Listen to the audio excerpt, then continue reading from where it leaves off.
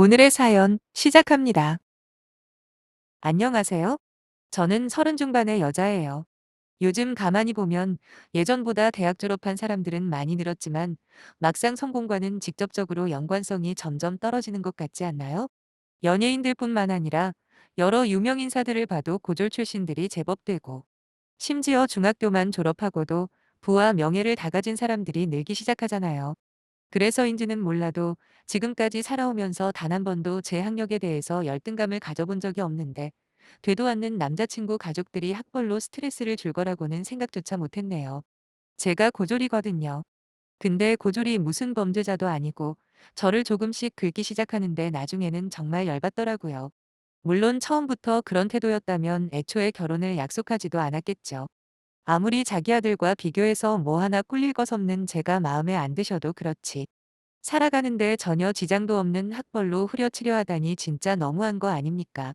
사실 제 유년 시절은 가난으로 시작해 가난으로 끝났다고 해도 과언이 아닐 만큼 어려웠어요. 잘 기억은 안 나지만 제가 진짜 어렸을 때만 해도 저희 부모님은 호프집 하면서 재미를 좀 봤다고 하더군요. 하지만 너무 장사가 잘 된 게 문제였을까요? 사람 욕심이 전부 다 그렇듯 돈을 더 많이 벌고 싶었던 부모님은 가진 돈 다 털어 2호점도 오픈하고 기존의 호프집 역시 리모델링을 통해서 내부 확장까지 했는데 하늘도 무심하시지 그 중요한 시기에 IMF가 터져버린 거예요. 그 당시 힘들지 않은 분들이 어디 있겠냐마는 저희 가족 또한 직격탄을 맞았네요. 한순간에 알거지가 되어버린 저희는 집도 팔고 가게들도 전부 처분했지만 엄청난 빚더미에 앉을 수밖에 없었습니다. 제 기억이 시작되는 시점이 바로 이때였죠. 비좁은 단칸방에서 부모님과 오빠 그리고 저까지 얼마나 힘들게 살았는지는 따로 말씀드리지 않아도 충분히 짐작하실 테니 생략할게요. 아무튼 극심한 가난 속에서도 저희 부모님은 저와 오빠를 사랑으로 키워주시며 열심히도 일을 하셨고 가리는 일 없이 새벽부터 밤늦게까지 두 분이서 돈을 버셨죠. 그러다 보니 그만턴 빚도 어느샌가 모두 갚고 다시 부모님은 호프집을 차리게 되셨는데 그렇게 시간이 흐르면서 월세에서 전세로 그리고 전세에서 번듯한 우리 집까지 마련했을 때 저는 고등학교 3학년이었습니다. 솔직히 제가 대학교를 가지 않기로 결심한 데는 성적이 좋지 않았던 이유가 가장 컸어요. 하지만 꼭 그 이유 때문만은 아니었는데 무조건 대학을 졸업해야만 성공에 가까워진다는 고정관념을 깨보고 싶었던 마음도 컸던 것 같아요. 비록 한번 휘청거리시긴 했지만 다시 장사를 하시면서 자식들 잘 키우고 행복하게 사는 부모님을 보며 저 역시도 언젠가는 제가 운영하는 가게를 가지고 싶다는 희망을 오랫동안 품고 살았습니다. 그러다 고3 올라가면서 부모님께 대학에 진학하는 대신 무슨 일이라도 해서든 5천만 원을 모아볼 테니 그때 가게를 차리게 도와달라고 말씀을 드렸습니다. 그 소리에 엄마는 반대를 하시더라고요. 하지만 아빠는 한참을 생각하시더니 정 그렇게 하고 싶으면 한번 해보라고 허락을 해주셨어요. 나중엔 엄마도 제 뜻에 따라주셨고요. 그렇게 편의점 알바부터 각종 재택근무까지 투잡 쓰리잡을 뛰며 돈을 모았고 정확하게 5천만 원을 3년 만에 모았고 부모님의 지원을 받아 시작한 게 바로 현재 제가 운영하고 있는 외국인 전용 마트랍니다. 제가 살고 있는 지역 자체가 외국인들 비중이 꽤 높거든요. 하지만 그 사람들이 쉽게 이용할 수 없는 상점 같은 게 부족하다는 걸 노려 시작하게 된 건데 생각보다 훨씬 장사가 잘 되는 바람에 서른이 되기도 전에 제 명의로 30평대 브랜드 아파트도 하나 살 수 있었네요. 20대를 돈 버는 데만 온 신경을 써왔던 제게 전 남친과의 만남은 정말이지 우연의 연속이었습니다. 당근이라고 중고물품 판매 사이트가 있는데 거기서 연속 두 번 우연히 판매자와 구매자로 만나게 된 저희는 누가 먼저랄 것도 없이 급속도로 빠져들었네요. 일반 회사를 다니는 남친은 서울에서도 몇 손가락 안에 드는 명문대 출신입니다. 물론 대학교 이름값에 비해서 남친 회사 자체는 그리 좋다고는 볼 수 없지만 늘 출신 대학교에 대한 자부심만큼은 대단한 사람이었죠. 나이는 저랑 동갑이고요. 저와는 달리 연애 경험도 풍부하다 보니 언제나 저를 리드하는 편이었습니다. 제가 연애 경험 자체가 별로 없다 보니 남친이 하자는 대로 해주는 편이었는데 한 번은 자기 가족에게 저를 소개시키고 싶다는 거예요. 그때가 아마 사귄 지 5개월도 채 안 되었을 때였을 겁니다. 그때만 해도 단순하게 인사만 드린다고 생각한 저는 아무 생각 없이 알겠다고 했고 그렇게 남친 가족과의 첫 만남을 하게 되었죠. 남친에게는 아버지가 안 계세요. 저를 만나기 몇 년 전 돌아가셨다고 하더라고요. 그래서 어머니 한 분과 2살 어린 여동생, 이렇게 3명이서 살고 있었습니다. 어머님은 평생 전업주부시고 남친 여동생은 대학교 졸업하고 조그만 기업체에서 격리를 하고 있다고 했습니다. 처음 인사드리는 거라 한껏 꾸미고 선물도 바리바리 싸들고 남친 집에 들어서는데 저를 어찌나 반겨주시던지 몸둘바를 모를 정도였죠. 다 같이 식사를 하면서 드디어 본격적으로 제게 궁금한 걸 물어보시는 남친 어머니의 표정이 굳기 시작한 건 바로 제게 어느 대학교를 나왔느냐는 질문을 하신 직후였어요. 짐작하시겠지만 전 대학교를 안 나왔다고 대답을 했죠. 그런데 그전까지 온화한 미소를 지으시던 시어머니의 얼굴이 갑자기 딱딱하게 굳어지면서 제게 왜 대학을 안 갔느냐, 혹시 집안 형편 때문이냐 아니면 다른 이유라도 있냐 등등 마치 무슨 큰일이 난 것처럼 호들갑을 떠시는 게 아니겠어요? 아니 대학 안 간 게 그렇게까지 큰 잘못인가 싶었습니다. 저는 따로 하고 싶은 게 있었는데 굳이 대학에 가서 시간 낭비하는 것보다 제 꿈을 선택한 거라고 대답을 했죠. 그러자 그때 옆에서 가만히 듣고 있던 남친 여동생이 피식 웃는 거예요. 그러면서 요즘 대학 안 나오면 사람 취급 못 받는 세상인데 저보고 고생이 참 많겠다며 비꼬더라고요. 정말 괘씸했습니다. 그 말투며 표정 하나하나까지 전부 마음에 안 들었네요. 마치 취조를 당하는 분위기를 조성하는데도 저는 전혀 굴하지 않고 대학교 안 나와도 현재 먹고 사는데 아무 지장 없고 오히려 대학 나와서 빌빌대는 사람들보다 훨씬 잘 산다고 자부한다고 받아쳤죠. 그랬더니 지레 찔렸는지 남친 여동생이 발끈하더라고요. 대학 졸업장 없는 사람이 어디 있냐고 자기 주위에는 단 한 명도 없답니다. 아무튼 분위기가 그렇게까지 흘러가자 남친이 드디어 나서서 정리를 해줘서 그냥 유야무야 끝나긴 했는데 한 번 더러워진 기분은 계속 가더라고요. 집으로 돌아오는 길에 남친한테 화를 내며 말했죠. 사람 불러놓고 이게 무슨 매너냐고요. 내가 대학을 나오던 안 나오던 무슨 상관이냐고. 현재 어떻게 살고 있느냐가 중요하지. 그놈의 대학 졸업장이 뭐 그리 대단한 거라고 이 난리를 피냐 했습니다. 남친은 미안하다며 자기도 그게 문제가 될지 몰랐다며 사과를 하더군요. 솔직히 그 시점에 이미 남친과 결혼은 다시 생각해봐야겠다 했네요. 결혼은 당사자만의 문제가 아니라 온 가족까지 다 고려해야 하는 거잖아요. 그런데 벌써부터 학벌 가지고 저렇게 후려치는데 결혼해서 다른 꼬투리를 안 잡을 거라는 보장이 없다고 생각했거든요. 그래서 남친과는 일단 연애만 하자 생각했는데 글쎄 이놈이 다 속셈이 있었더라고요. 저를 인사시킨 건 청혼을 하기 위한 사전 작업이었던 거죠.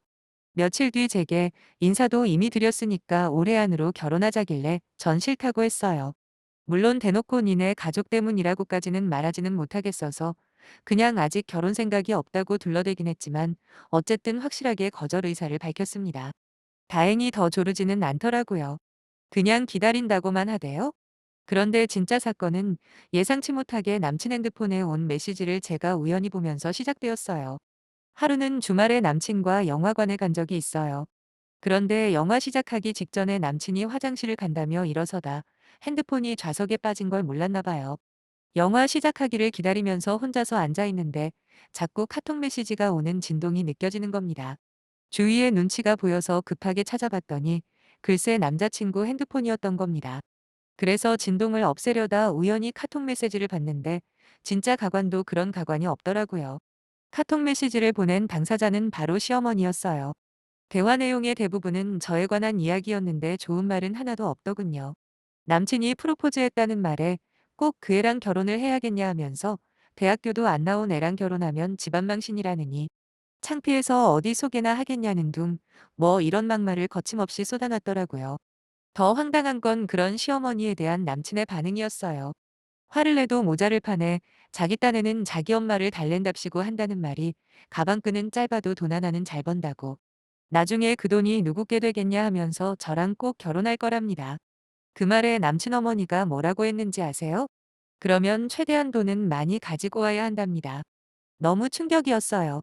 결혼할 생각도 없었지만 제가 그런 취급을 받고 있었다는 사실에 화가 머리끝까지 나버린 저는 화장실에서 돌아온 남친에게 냅다 핸드폰을 던져버리고 집으로 돌아왔습니다.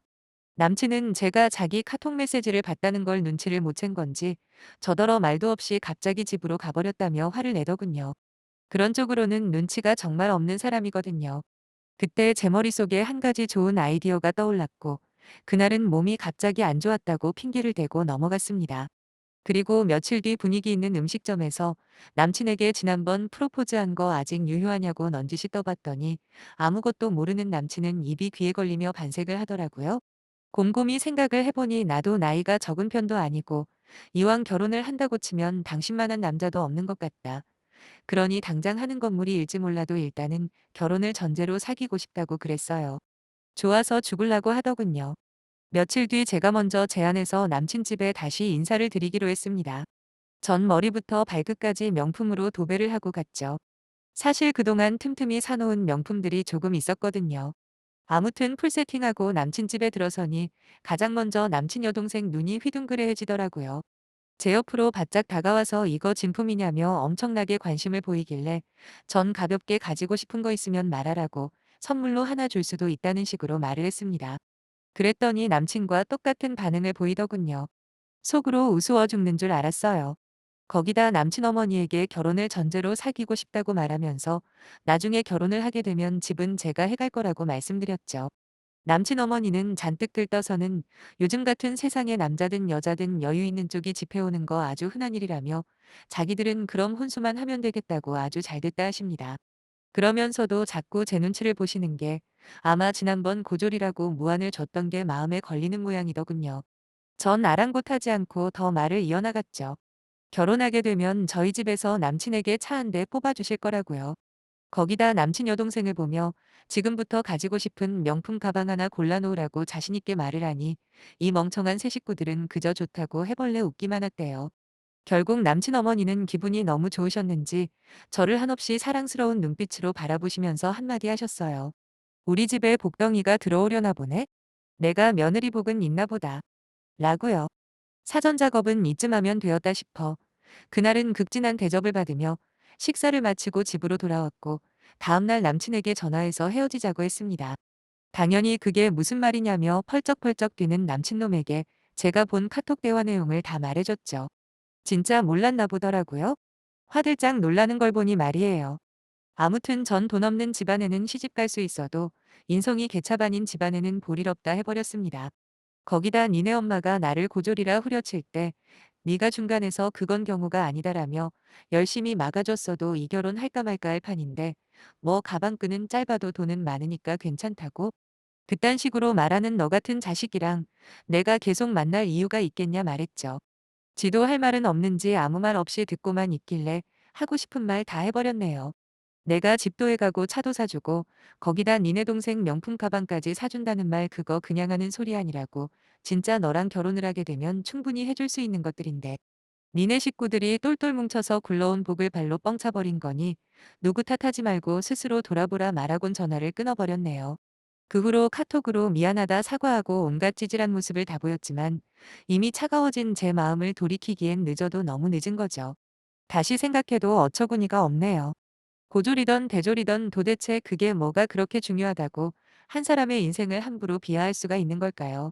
그냥 길 가다 똥 밟은 셈 치고 살렵니다. 그런 정신 상태로 어디 제대로 살기나 하겠어요? 쓸데없는 걸로 자존심 내세우며 지들 잘난 맛에 살겠죠.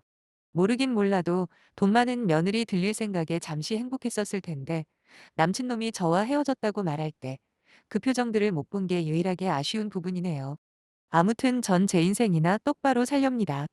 응원해주시면 감사하겠고요. 그럼 좋은 하루 되시고 전 이만 물러갑니다.